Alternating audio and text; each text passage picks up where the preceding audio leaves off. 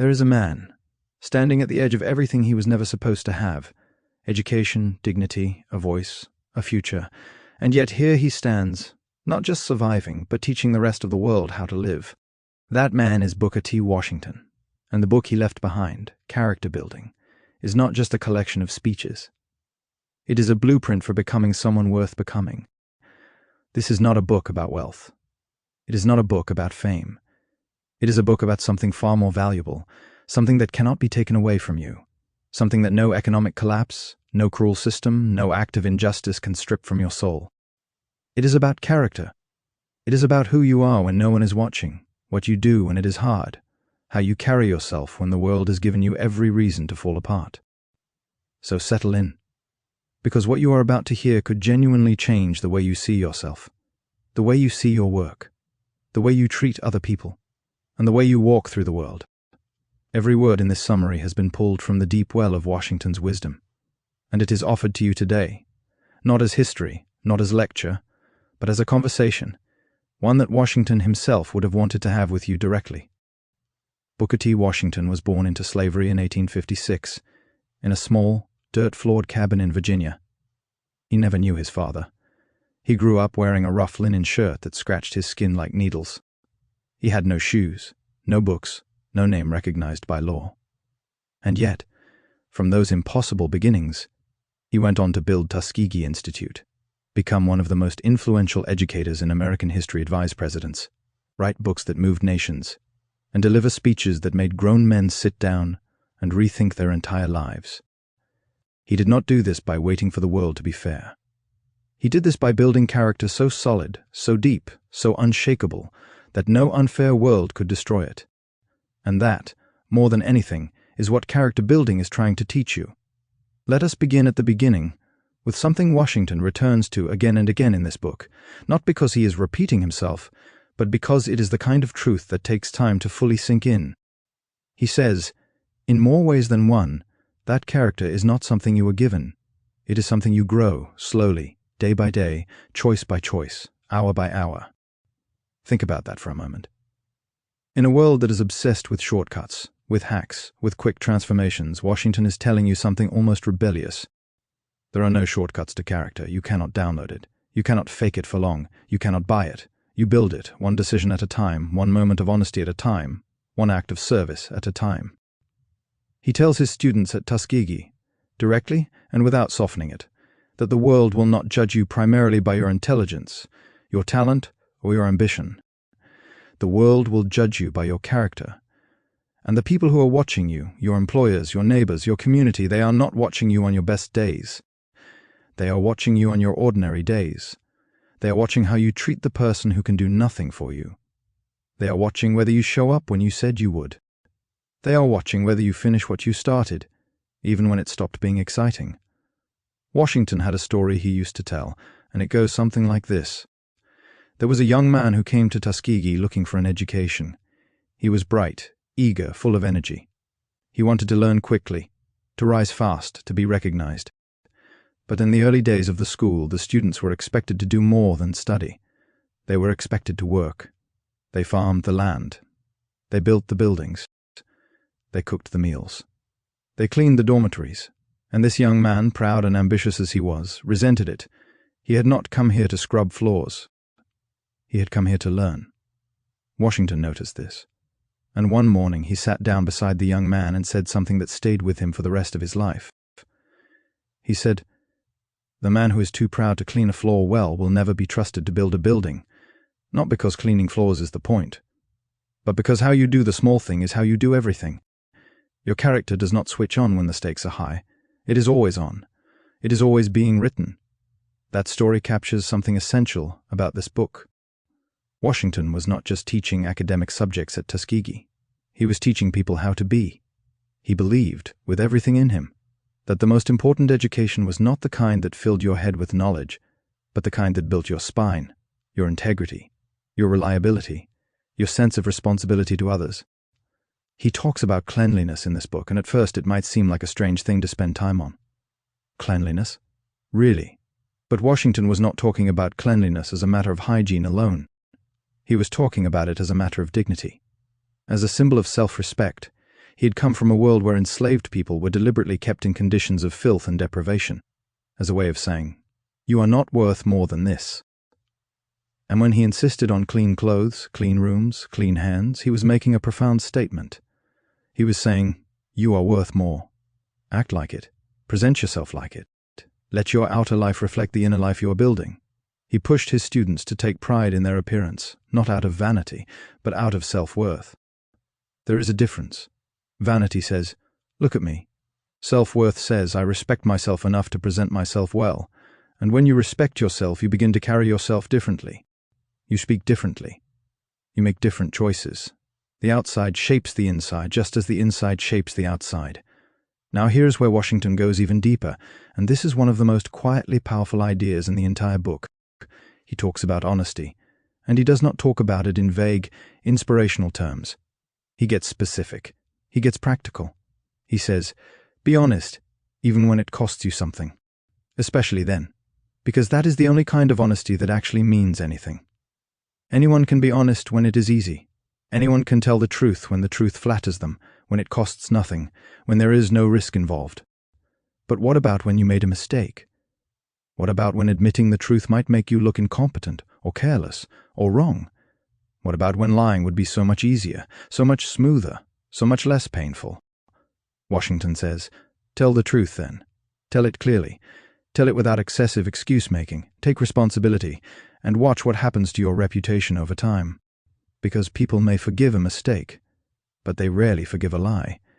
And the trust you build through radical honesty, through saying, I was wrong, I did not do what I said I would do. Here is what I am going to do differently. That trust becomes one of the most powerful things you will ever own. He illustrates this with the culture he tried to build at Tuskegee. He wanted a school where the teachers told the truth about what they did not know, rather than bluffing through it. Where students admitted when they had not done the work, rather than making excuses. Where mistakes were treated as information, not as shame. Because in a culture of honesty, people grow faster. They correct course more quickly. They learn from each other instead of hiding from each other. And he extends this idea outward, beyond the individual, into the community. Washington believed that a community built on honesty was a community that could actually rise. A community where people said one thing to your face and another behind your back was a community that would eat itself alive. He saw this. He understood it deeply. And he tried to build something different at Tuskegee, something where the standard was not perfection, but truthfulness. Let us talk now about one of the most beautiful and underappreciated ideas in this book, the idea of work as a form of worship. Washington did not separate the life of the mind from the life of the hands.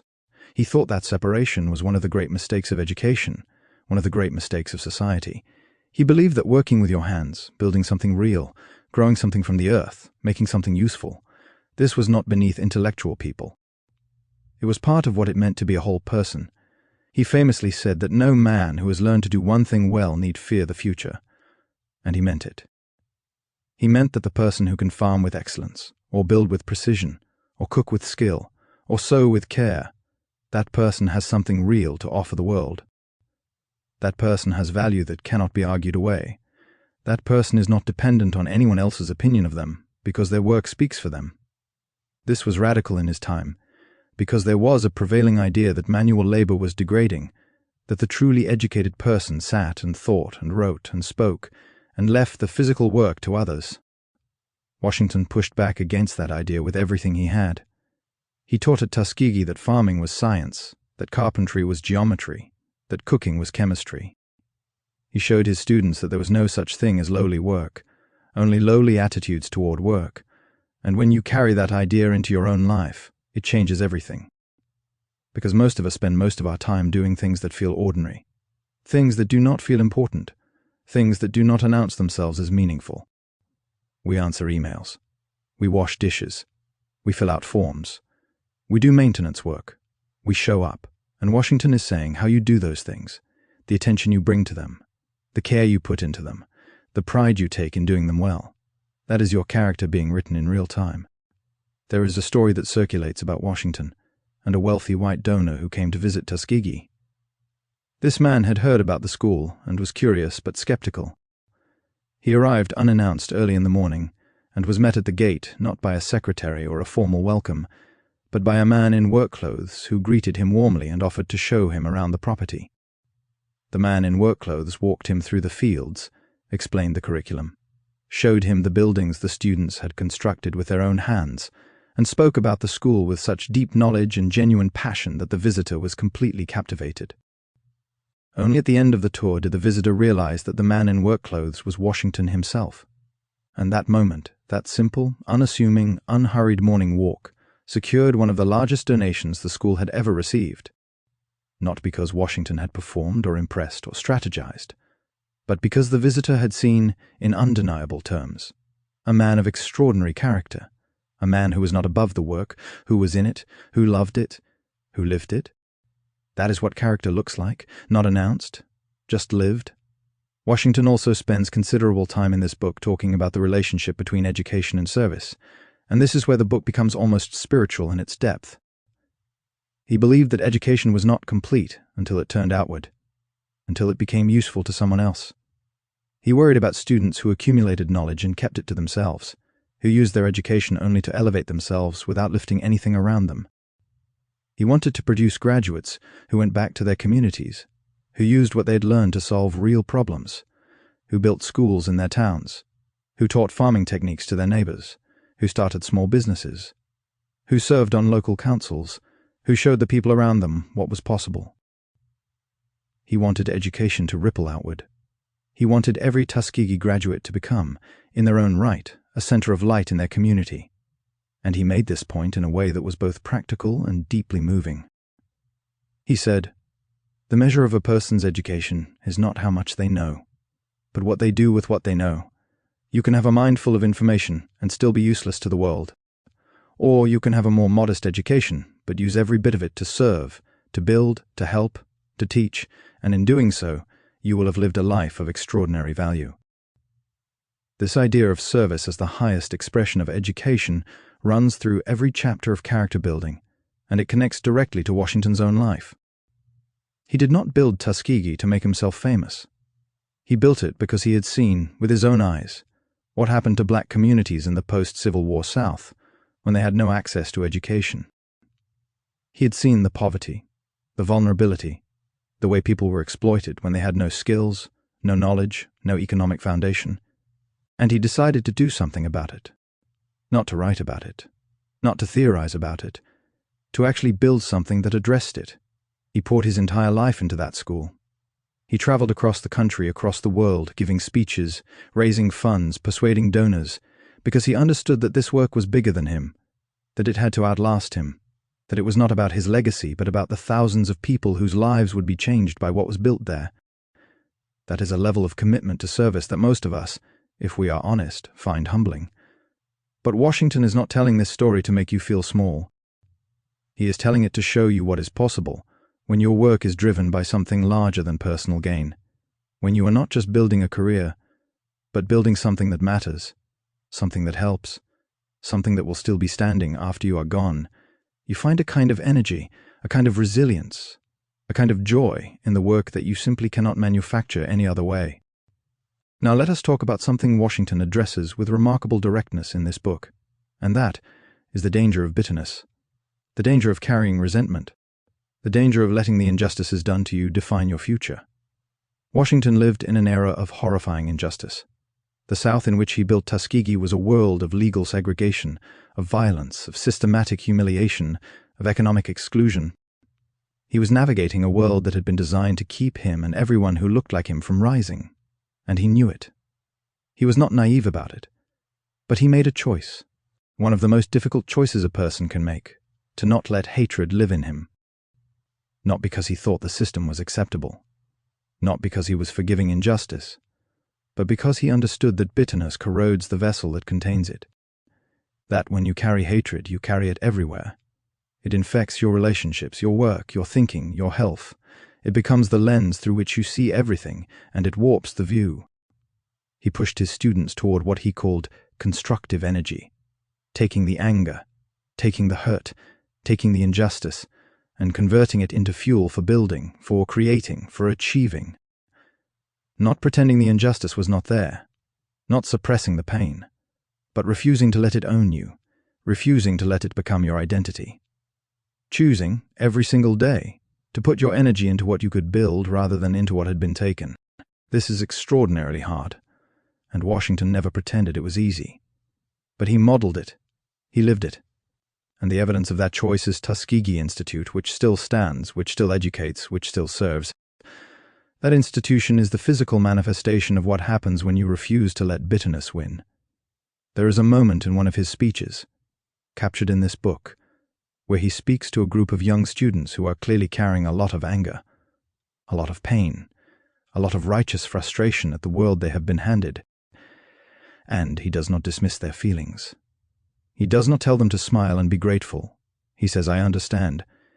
I carry it too. But let me show you what to do with it. Let us turn this fire into something that builds rather than burns. That is leadership. That is mentorship. That is the kind of voice that changes lives, not by telling people their pain is not real, but by showing them a path forward through it. He also talks at length about relationships, about how you treat the people around you, about the quality of your interactions, the kindness of your day-to-day presence. He believed that character was ultimately relational, that it was not something you could fully develop in isolation. You grew your character in your interactions with other people, in the friction and the warmth and the challenge of actual relationship. He encouraged his students to be generous with their encouragement, to lift others up sincerely, without jealousy, without competition. He noticed, and spoke about, the tendency among people who are struggling to guard their advantages jealously, to see another person's success as a threat.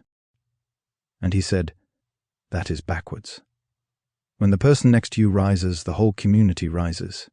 When you help someone else succeed, you are not giving away your own opportunity. You are expanding what is possible for everyone around you, including yourself. This was not naive optimism. It was strategic wisdom. Washington had seen what happened when communities turned on each other, when people competed downward instead of building upward. He had seen the damage done by gossip, by envy, by the kind of small cruelties that people inflict on each other when they are scared and small-feeling. And he pushed back against all of it, firmly, lovingly, persistently.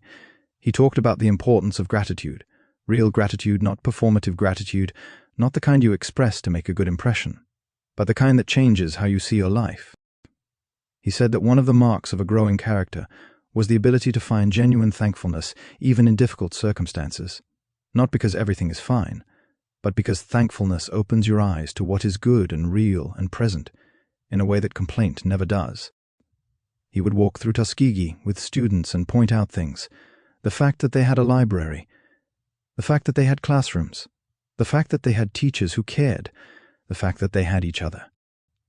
He had started the school with nothing, had taught in a broken-down shanty, had eaten meals that were barely meals at all.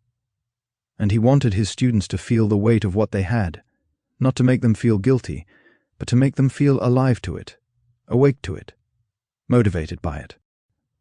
Gratitude, in Washington's view, was not a passive emotion. It was an active force.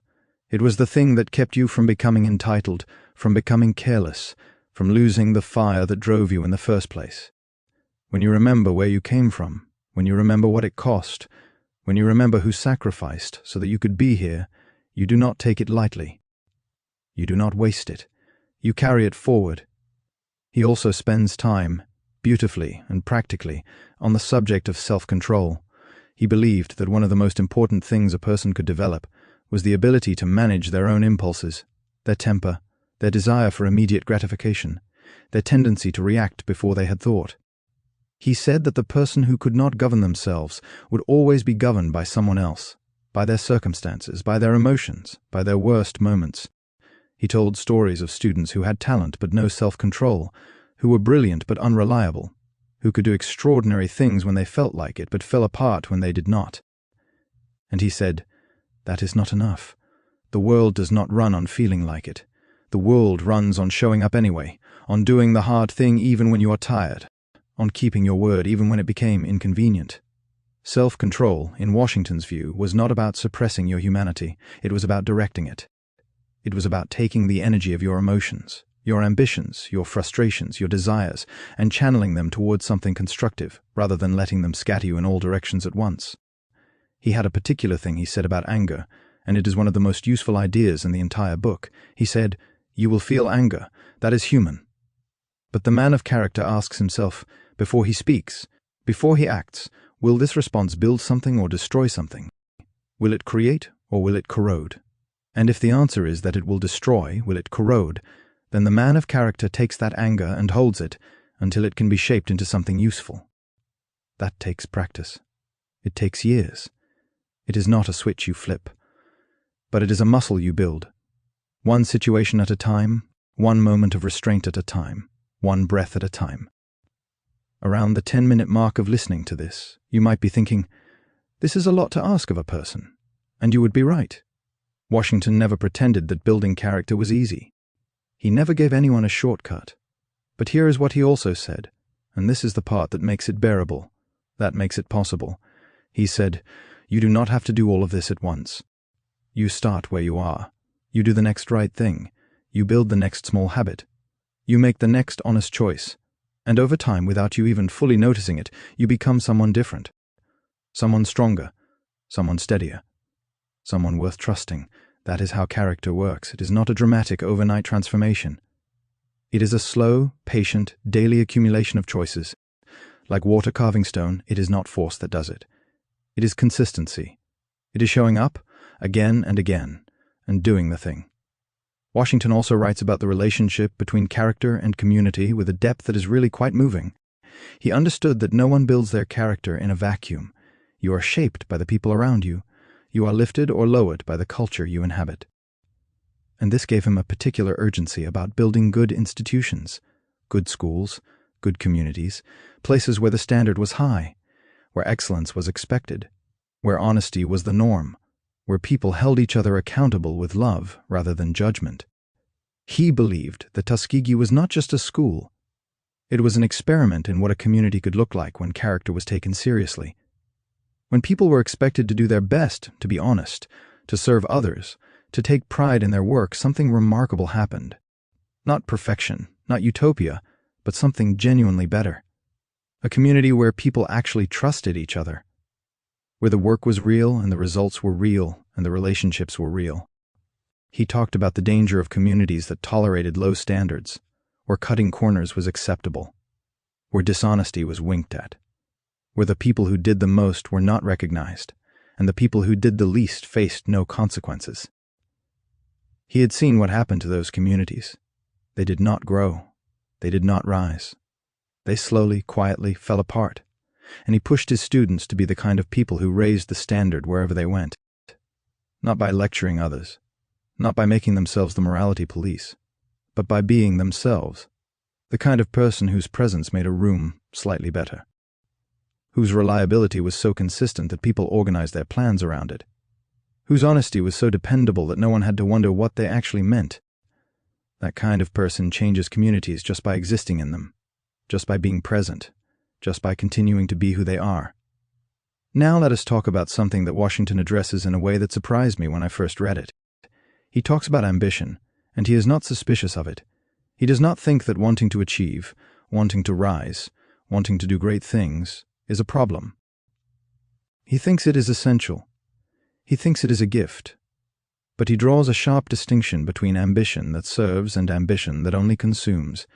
He had seen people who wanted greatness for themselves alone, who wanted to be recognized, to be admired, to be powerful, to be wealthy, and whose entire energy was directed toward those personal goals. And he said, that ambition will always leave you empty, because it is never satisfied.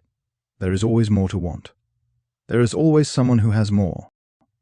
The person who is ambitious only for themselves lives in a permanent state of lack, of comparison, of hunger that cannot be fed.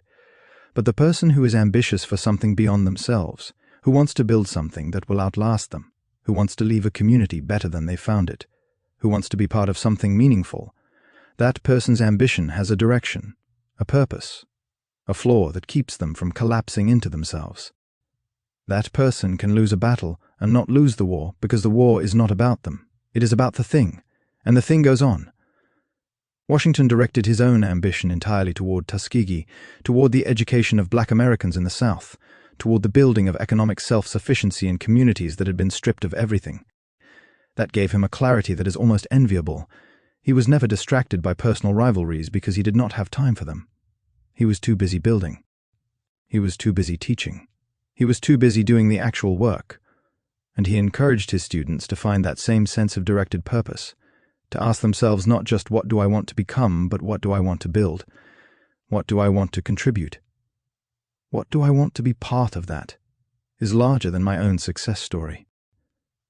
Because the answer to that question, he believed, was the beginning of a genuinely meaningful life. He also addressed, with great care and honesty, the question of failure. He did not treat failure as something shameful. He treated it as something inevitable, as information, as part of the process. He had failed many times himself. Tuskegee had nearly collapsed more than once. He had given speeches that did not land, had pursued funding that did not come, had tried approaches that simply did not work. And he had gotten up, assessed what had happened, adjusted his approach, and tried again. He told his students that the only real failure was the failure to try, or the failure to learn from the trying. That falling down was not the problem. Staying down was the problem, and he said this not as a platitude, but as something he had actually lived, something he had earned the right to say, because he had actually gotten up, again and again, in circumstances that would have broken most people. He also cautioned against the kind of failure that comes from not finishing. He had a particular concern about people who started things with great enthusiasm and then drifted away when the novelty wore off, when the difficulty became real, when the reward was not immediate. He said, "The world is full of beginners. It is short of finishers, and a half-built thing is sometimes worse than nothing at all, because it leaves a promise unfulfilled, leaves people who depended on it holding nothing." So he pushed his students relentlessly to finish, to complete the assignment, to fix the problem rather than leaving it for someone else, to follow through on the commitment even when it had long since stopped being exciting. Because finishing, he said, is a form of integrity. It is how you honor the people who are counting on you. It is how you honor the time you have already invested. It is how you become someone who can be trusted with bigger things. There is a passage in this book that I find myself returning to again and again, where Washington talks about the long game. He says something that is deeply countercultural, especially in a world that wants everything to happen fast. He says, "Do not be in too great a hurry to rise. Build. Build carefully. Build well. Do the work so thoroughly that when you do rise, you rise to stay." He had seen people rise quickly and fall hard, people who had not laid the foundation, who had not built the character underneath the achievement, who had gotten to the top on talent or luck or charm, and had nothing solid holding them there when the pressure came. And he had seen people who rose slowly, who built quietly, who did not announce themselves, who just kept working, kept improving, kept serving, and who eventually found themselves standing on ground so solid that nothing could move them. That patient, careful, thorough approach to building a life, that is Washington's deepest message. It is not glamorous. It does not make for dramatic stories of overnight transformation. But it is real. It is durable. It is the only kind of success that actually holds. He also writes, with tenderness and clarity, about the importance of home, of the domestic sphere, of the relationships that hold us when the public world is cruel and cold. He believed that how you behaved in your home, in your most private moments, with the people who knew you best, was the truest expression of your character. Because at home you cannot perform. You are just you, and if the you at home is different from the you in public, that gap is where your integrity is leaking. He encouraged young men and women to take their home life seriously, to treat their families with the same courtesy and care they showed in professional settings, perhaps more. To be the kind of person their family was genuinely glad to see walk through the door, not because of what they provided materially, but because of the warmth, the honesty, the stability, the love they brought into the space. He knew from his own life what it meant to come from a home that had nothing, materially, and yet had something that he carried all his life. A mother who worked herself nearly to death for the chance that her children might have more, who prayed over them, who instilled in them a sense of dignity that no amount of poverty could erase. And he wanted every student at Tuskegee to know that building a good home, a loving home, a stable home, was not a small thing. It was one of the most important things. It was where the next generation of character was being formed. There is another story worth telling here, one that illustrates something Washington believed with his whole heart. There was a graduate of Tuskegee who went back to a small, impoverished rural community in Alabama. He had his diploma, he had skills, he had knowledge, and the temptation which he felt strongly was to leave that community behind, to go to a city, to go somewhere he could be properly appreciated, somewhere his education would open real doors. But he stayed. He started a small school in a church building. He taught farming to men who had been farming their whole lives but had never been taught the science of it. He showed women how to preserve food safely, how to keep their families healthier through the long, lean winters. He started a small cooperative where farmers could pool their resources and negotiate better prices for their crops. Within 10 years, that community was unrecognizable. Not because a government program had arrived, not because a wealthy benefactor had swept in, but because one man with genuine skill, genuine care, and genuine character had decided that these people, his people, were worth staying for. That is the Tuskegee model in action. That is what Washington meant when he said that education must turn outward. That is what he meant when he said that your community needs you more than your career does, at least sometimes, at least for a while. Washington returns often to the theme of patience, and it is worth lingering there, because patience is perhaps the most undervalued virtue in the modern world. We live in a world that has been engineered for impatience, where everything is instant, where waiting feels like failure, where if something is not working immediately, we assume it never will. And Washington, writing from a very different era but speaking to something very human and very permanent, says slow down. Good things take time. You take time. Growing takes time. He observed that young people often made their worst mistakes when they were in a hurry, when they grabbed at opportunity before they were ready for it, when they rushed into commitments they had not thought through, when they abandoned something good because they could not see the results fast enough. And he said, practice waiting. Practice continuing to work on something, even when you cannot yet see whether it is working.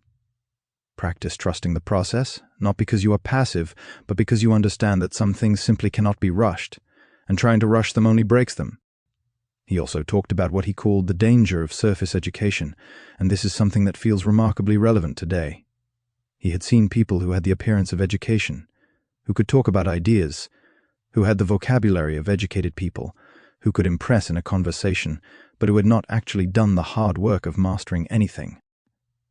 They had the form of learning without the substance. They could tell you about farming, but had never grown anything. They could talk about building, but had never made anything with their hands.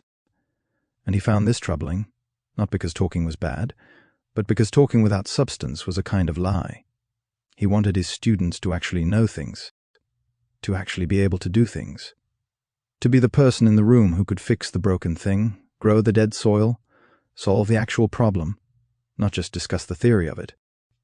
He believed that real knowledge, knowledge that had been tested against reality, knowledge that had made contact with actual difficulty, was what gave a person genuine confidence, the kind that could not be shaken by a challenge or a critic, because it was rooted in actual competence. And competence, he said, was one of the most character-building experiences available to a human being. There is something that happens to you when you master something genuinely difficult, when you keep trying something that keeps failing until it finally works, when you push through the frustration and the confusion and the self-doubt and come out the other side with actual skill. Something in you settles. Something in you knows, in a way that no external validation can replace, that you are capable, that you can do hard things, that the next hard thing will not break you either. That internal knowing is what Washington was trying to give his students, not a diploma, not a credential, not a reputation, but the actual experience of having done something difficult and succeeded at it, because that experience is what follows you through every subsequent challenge. That experience is what you draw on when everything is uncertain and the path forward is unclear. You know in your bones that you have been here before. You have been lost before. You have been confused and struggling before, and you found your way through. You will find your way through again. He also wrote with great feeling about the responsibility of those who have received opportunity to extend that opportunity to others.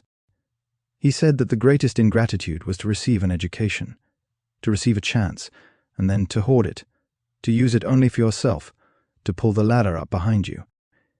He had been given opportunity, had been given education, had been helped by people who believed in him when the world did not, and he felt the weight of that as a permanent obligation. Not guilt, obligation. There is a difference. Guilt is paralyzing. Obligation is motivating. Washington felt obligated to teach because he had been taught. He felt obligated to build because others had built for him.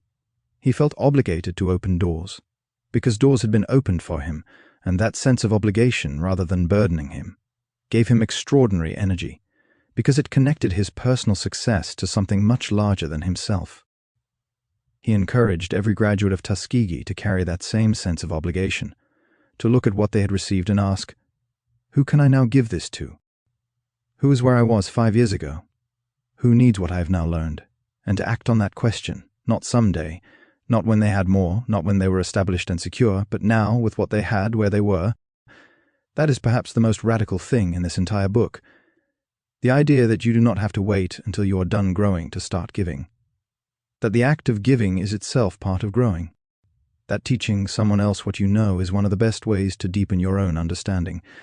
That lifting someone else up does not lower you. It raises the whole floor. Washington spent the last years of his life doing this at a scale that was almost superhuman. Speaking, writing, advising, fundraising, teaching, traveling, always working, always pushing, always building. He died in 1915, exhausted in his 50s, having given essentially everything he had to the work. And what he left behind was not just a school, not just a book, not just a legacy. He left behind a way of seeing, a way of being, a standard for what character looks like when it is fully lived. Character building is, at its core, an invitation. An invitation to take seriously the project of becoming the person you are capable of being. To stop waiting for the circumstances to be right. To stop waiting for permission. To stop waiting for recognition. To begin right here, right now, with the next small choice, the next honest moment, the next act of service, the next hour of showing up. Washington believed in you before he ever met you. He believed that human beings, given the chance, given the tools, given the right environment, were capable of extraordinary things. He believed that character was not a gift given to the few, but a possibility open to anyone willing to do the work. He spent his entire life creating those chances, providing those tools, building those environments, because he trusted that the work would speak for itself. And here you are, having spent time with his ideas, having let them wash over you and soak in. The question is not whether you found it interesting. The question is what you are going to do with it. What is the next honest choice? What is the small thing you are going to do well today, not because anyone is watching, but because that is who you are becoming? What community are you going to serve? What door are you going to open for someone who cannot yet open it for themselves? Washington would say, do not answer those questions with words. Answer them with your life. Answer them with how you show up tomorrow morning. Answer them with the quality of the work you do this week, with the kindness you extend to someone who cannot repay it, with the truth you tell when the lie would be easier, with the floor you scrub as if the world is watching, because in the ways that actually matter, it is. There is nothing small about becoming a person of genuine character. It is, in fact, the largest project available to a human being. It is the project that contains all other projects. It is the foundation on which everything else you build will rest. And Washington, born into slavery, raised in poverty, carrying burdens that most of us will never fully understand, spent his entire life telling you that it is possible, that you can do it, that it is worth it, that the world needs you to do it. If you have been listening to this and something in you has stirred, something has lit up, something has been reminded of what you already knew, but had maybe set aside for a while, hold on to that. It is real. It is pointing somewhere. Follow it. Please go ahead and like this video and subscribe to Audiobook Library. It genuinely helps the channel grow and makes it possible to keep bringing you content like this. Every like, every subscription, it is not a small thing. It is how this kind of work reaches more people who need it. Character Building by Booker T. Washington is a book that deserves to be read slowly, to be returned to be lived with over time. But you have taken the first step today. You have let these ideas into your thinking, and ideas, once they get in, have a way of quietly rearranging things, of changing what you notice, what you value, what you do when no one is looking. That is the beginning of character, that quiet rearrangement, that shift in what matters to you, that growing sense that how you live your daily, ordinary, unspectacular life is the thing that actually defines you. Booker T. Washington built a school from nothing. He built it with honesty and patience and service and an unshakable belief in human potential. He built it for you, in a sense for all of us who came after, who needed to know that it was possible, that a person who started with nothing and faced everything could still choose, every single day, to build something good, something lasting, something real. That is your inheritance from him. Not the school, the example, the standard, the proof that character is possible, that it is powerful, that it is, in the end, the only thing worth building your life around. Go build something. Go be someone. Start today. Start small. Start honestly, and please do not miss the other videos on our channel. There is an entire library of powerful books waiting for you, books that will challenge you, inspire you, and give you the tools to live more fully and more intentionally. Check out our video library and find your next great read. We will see you there.